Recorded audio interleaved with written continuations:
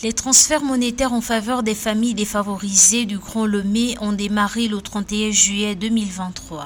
Avec l'appui de la Banque mondiale et de l'Agence française de développement, ces transferts concernent 26 250 ménages vulnérables de 35 quartiers des communes d'Agoé, Niévé 1, 4 et 6, Golfe 1, 4 et 6.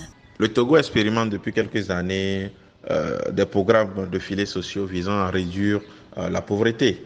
Et vous savez, avec la crise, la Covid et la guerre russo-ukrainienne, il va de soi que les populations les plus vulnérables s'enfoncent encore plus dans la pauvreté. Et donc, ces programmes de transfert monétaire, expérimentés notamment en période de Covid, vont aider dans le très court terme les populations à échapper à la vulnérabilité ou bien à réduire la vulnérabilité.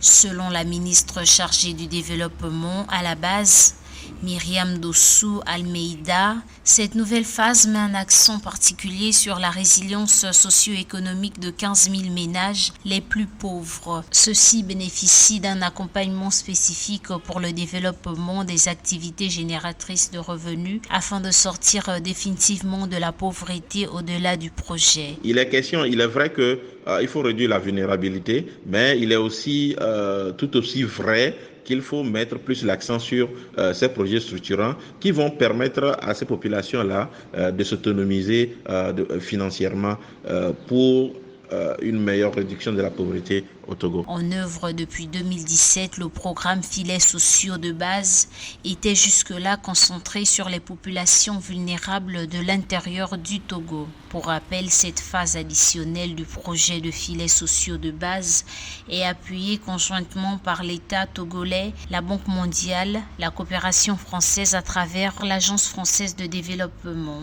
pour un investissement d'environ 18 milliards de francs CFA, dont 10 milliards de francs CFA de la Banque mondiale et 6,5 milliards de francs CFA de l'Agence française de développement et 1,5 milliard de francs CFA de l'État togolais.